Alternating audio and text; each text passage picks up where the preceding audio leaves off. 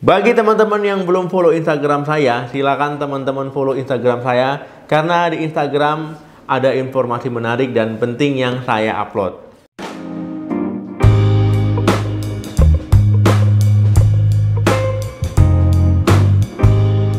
Halo, assalamualaikum warahmatullahi wabarakatuh. Balik lagi di channel saya. Semoga teman-teman semua selalu dalam keadaan sehat. Amin.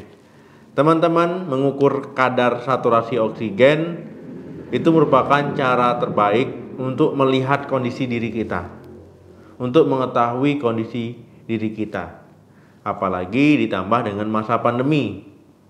Nah, itu perlu ya, apalagi kalau memang teman-teman sedang isolasi mandiri. Nah, jadi penting untuk selalu mengontrol kadar saturasi oksigen. Nah, pada video kali ini kita akan membahas cara mudah mengukur kadar saturasi oksigen. Isoman wajib punya. Teman-teman, saat mengukur kadar saturasi oksigen kita memerlukan bantuan alat. Ya, alatnya oximeter seperti ini. Nah, jadi Badan Kesehatan Dunia itu merekomendasikan penggunaan oximeter ya, khususnya bagi orang yang sedang melakukan isolasi mandiri ya, misalkan positif COVID seperti itu. Nah, jadi dengan memiliki oximeter ini, teman-teman bisa mengukur kadar saturasi oksigennya itu normal atau tidak ya, ataupun turun. Nah, dengan begitu kita tahu kondisi teman-teman saturasi oksigennya itu dalam batas normal atau tidak. Nah, mungkin teman-teman ya, sebelum pandemi oximeter ini yaitu merupakan alat yang terdengar jarang ya, bisa dibilang mungkin teman-teman tidak tahu apa itu oximeter, apa itu kadar saturasi oksigen. Nah, tetapi setelah berlangsungnya pandemi ini sudah lebih dari setahun ya, nah jadi mungkin teman-teman sudah sering mendengar oximeter. Nah, kebetulan saya juga punya ya, jadi saya beli sendiri di marketplace ya, jadi saya beli sendiri. Nah, ini saya khususkan untuk mengontrol kondisi saya juga, dan juga sekalian saya buatkan video supaya teman-teman tahu nanti bagaimana cara penggunaannya. Nah, jadi memang teman-teman ya, WHO itu menyarankan bagi orang yang isolasi mandiri, yang COVID ya, karantina di rumah, itu wajib punya oximeter ini. Nah, supaya bisa tahu ya kondisi saturasinya itu normal atau tidak. Kenapa alat satu ini jadi penting? Nah, jadi teman-teman, kegunaan oximeter ini adalah untuk mengukur kadar oksigen di dalam darah. Nah, jadi pada pasien yang isolasi mandiri COVID, nah ini memang disarankan untuk punya ini. Karena yang ditakutkan adalah hypoksia. Nah, ketika punya alat ini, ya teman-teman bisa mengukur sendiri keadaan saturasi oksigennya. Nah, jadi kita buka dulu ya. Nah, kurang lebih seperti ini ya, teman-teman mau beli merek apapun itu bebas. Ya, oximeter itu banyak dijual di toko online ataupun di toko alat kesehatan. Nah, tetapi jangan sembarangan membeli ya, belilah merek-merek yang jelas ya, takutnya nanti akurasinya kurang pas. Normalnya saturasi oksigen tubuh kita itu 95 sampai dengan 100%. Nah, kalau seandainya di bawah 95 berarti ada yang tidak beres dengan tubuh kita. Ya, bisa jadi teman-teman ada masalah dengan sistem pernapasannya, ataupun bisa sebab dari virus COVID-19. Nah, jadi memang alat ini jadi hal penting ya di masa pandemi. Walaupun alat ini penting, saya harap penjual-penjual di luar sana jangan mengambil kesempatan dalam kesempitan ya, jual di harga normal saja, jangan nanti tiba-tiba harganya jadi naik 10 kali lipat, 20 kali lipat ya, itu namanya mengambil keuntungan di atas kesusahan, itu nggak boleh. Kekurangan kadar oksigen di dalam darah itu tidak boleh ya, karena itu bisa mengakibatkan kerusakan pada organ-organ penting ya, terutama organ jantung ya, otak pun juga bisa rusak jaringannya karena kekurangan oksigen. Nah, orang yang kekurangan oksigen itu biasanya ada timbul tanda-tanda, misalkan sesak nafas, tangannya kebiruan ya, mulutnya kebiruan juga, kemudian lemas, pusing, gak bisa konsentrasi, bahkan bisa sampai pingsan. Nah, keadaan seperti itu disebut dengan hipoksia. Nah, yang jadi masalah itu pada pasien COVID itu ada namanya happy hipoksia. Saturasi oksigen turun tetapi tidak ada keluhan sesak napas.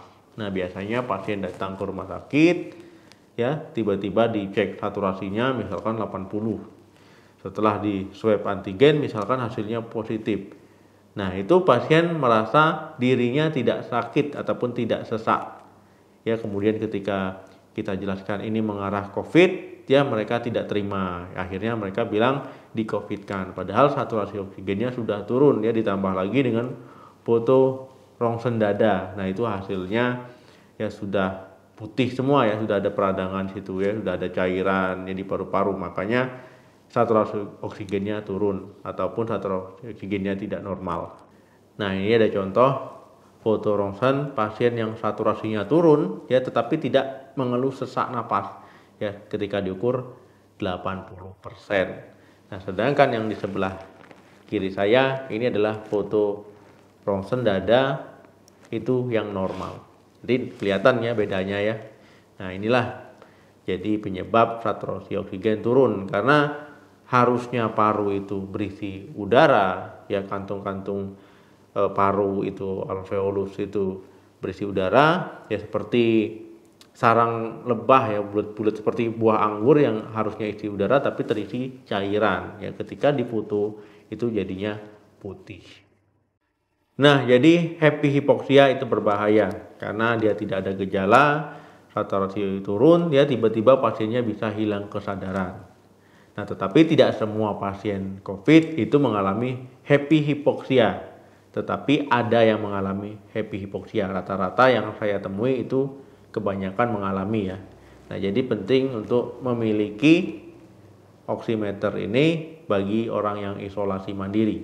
Bagi orang yang tidak isolasi mandiri pun yang merasa sehat, itu kalau mau punya juga nggak apa-apa, itu jauh lebih bagus ya. Misalkan tiap pagi, siang, malam teman-teman ukur ya. Nah, itu gak apa-apa. Nah, biasanya saya juga mengukur pagi, siang, dan malam. Walaupun tidak semua pasien COVID itu mengalami happy hipoksia, tetapi tidak ada salahnya teman-teman punya oximeter untuk mendeteksi ya penurunan kadar oksigen.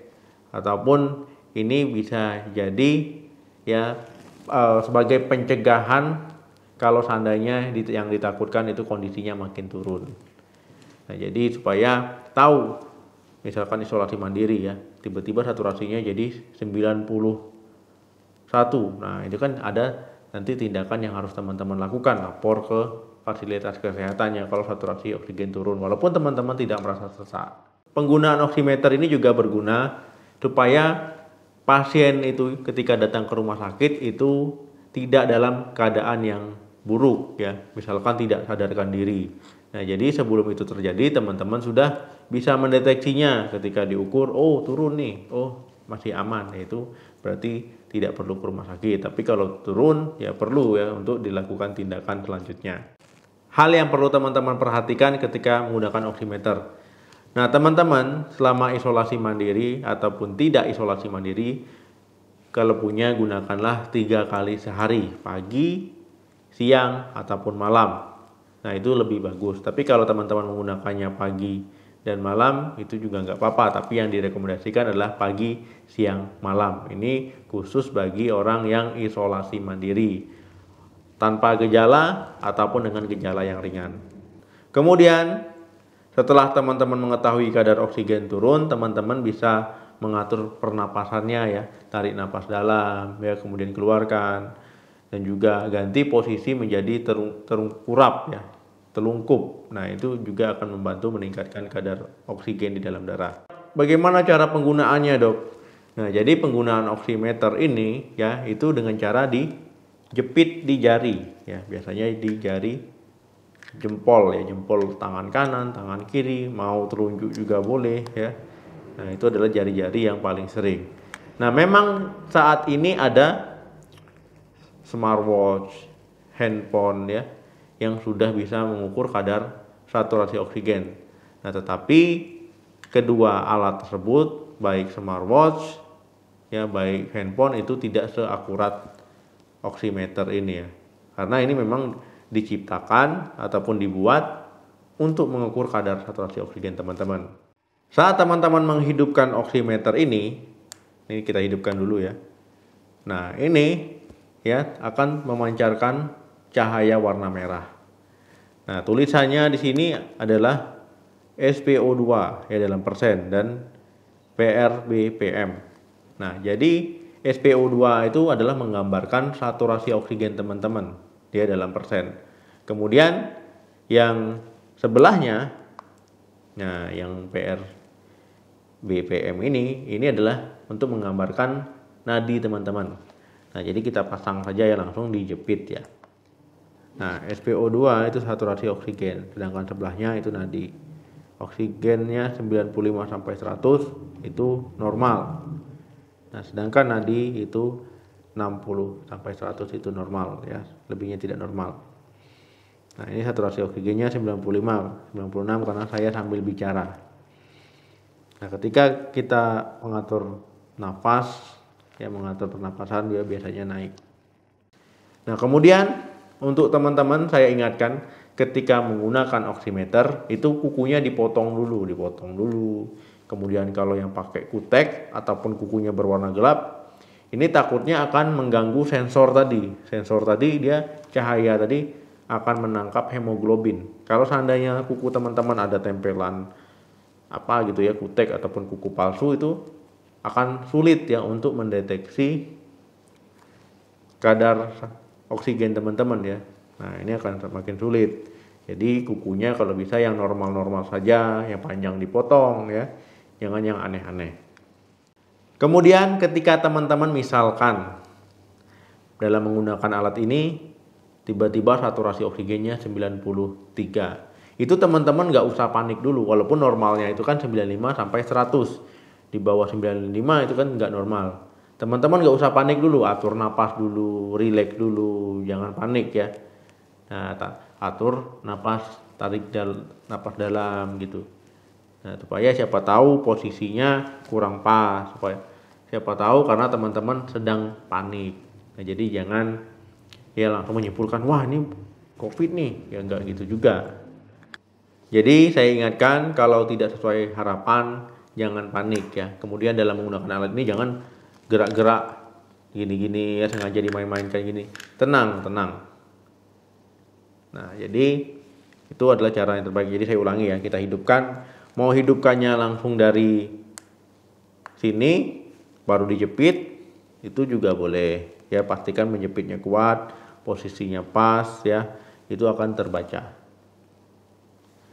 Nah, kemudian ataupun teman-teman ini kan dia nanti mati sendiri ya. Kalau teman-teman jepit dalam keadaan mati baru dihidupkan,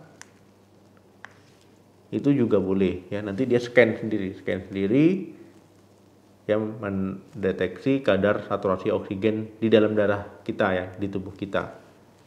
Nah, ketika dia selesai men-scan nanti keluar angka-angka ya, SpO2 ini artinya saturasi oksigen, sedangkan yang bawahnya itu adalah nadi. Kalau teman-teman nanya, dok berapa menit nih untuk mendeteksi kadar saturasi oksigen, itu tergantung alatnya ya, ada yang cepat, ada yang lambat. Nah, kemudian untuk durasinya ya teman-teman bisa pakai 1 menit dulu sambil mengatur nafas ya, itu bisa. Ataupun mau dipakai seharian juga boleh, tapi kan mengganggu ini ya. Pakai seperlunya saja. Dok, kalau tidak punya oximeter seperti ini ada alternatif lain tidak? Ya memang alat ini nggak ada alternatifnya ya untuk pakai alat yang lain. Kalau seandainya teman-teman isolasi mandiri di rumah. Nah, kemudian walaupun seperti itu teman-teman bisa melihat tanda-tanda yang muncul. Biasanya saturasi oksigen yang muncul tanda-tanda teman-teman napasnya jadi berat ya, sesak, kemudian jantung berdebar-debar, kuku, bibir ya, jari-jari itu biasanya pucat, kemudian teman-teman lemas ya, pusing, sulit berkonsentrasi. Nah, itu adalah tanda-tanda saturasi oksigen turun. Nah, tetapi kalau mengalami happy hipoksia ya memang nggak terdeteksi dengan tanda-tanda itu. Nah, jadi memang perlu oximeter. Tetapi kalau seandainya teman-teman menemukan tanda-tanda tersebut yang saya sebutkan tadi, teman-teman segera ke fasilitas kesehatan ya. Nah, ataupun menghubungi pihak fasilitas kesehatannya, petugas kesehatannya. Kalau seandainya teman-teman mengalami tanda tadi ya, sesak, berdebar, kemudian juga misalkan kuku bibir jadi biru, ya jadi langsung hubungi petugas kesehatan. Oke teman-teman, itu tadi cara penggunaan oximeter yang benar ya, kemudian juga cara bacanya, jadi supaya tidak salah ya. Semoga yang isolasi mandiri segera sembuh. Kemudian bagi kita yang tidak isolasi mandiri, semoga juga selalu dalam keadaan sehat. Ya, semoga teman-teman yang menonton video ini semuanya dalam keadaan sehat, pandemi segera berakhir ya, supaya kita bisa kembali ke kehidupan kita seperti sebelumnya. Sampai ketemu lagi di video saya selanjutnya. Jangan lupa like, share, dan komen. Salam sehat. Sampai jumpa.